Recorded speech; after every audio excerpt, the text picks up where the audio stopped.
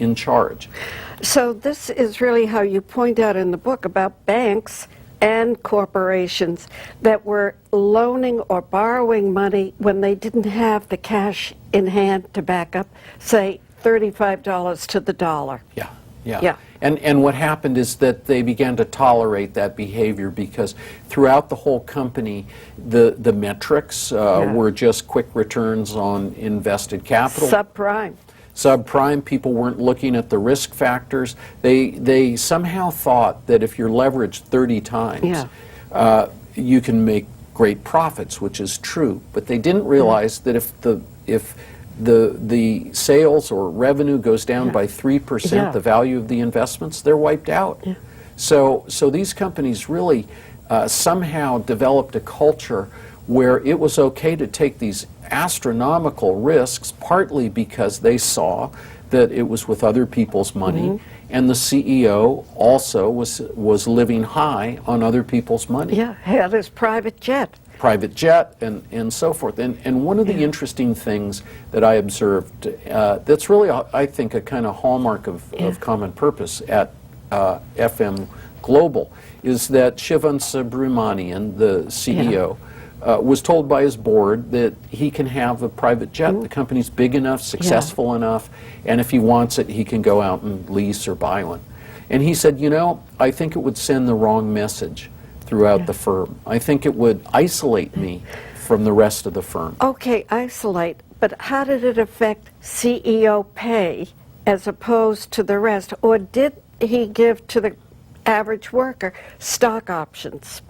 Well, it's a mutual company, so there aren't stock options, but the way it worked is that they set their pay against the industry standard. So essentially their pay level is equivalent to high 80% or so at in the top percentile of their industry. And then there are bonuses in that company that are shared by everyone based on the performance of the company. You mentioned about Continental Airlines, that when they did well on something, everybody who worked for the company, that it is much better for a leader to not put two opposing sides in his own company.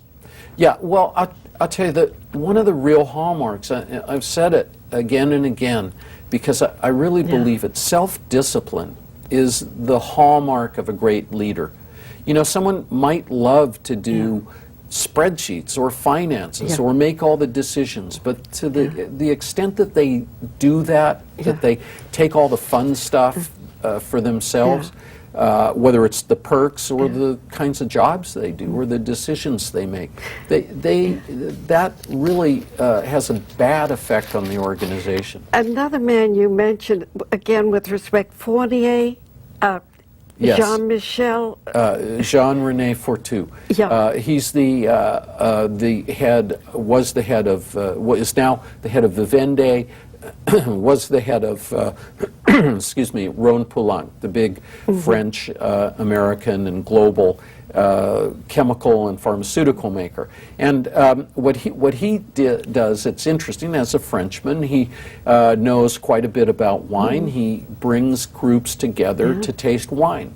Now you'd think for the shareholders, they could see that as frivolous. You know, you bring people to rural France, you take them, have wine tastings.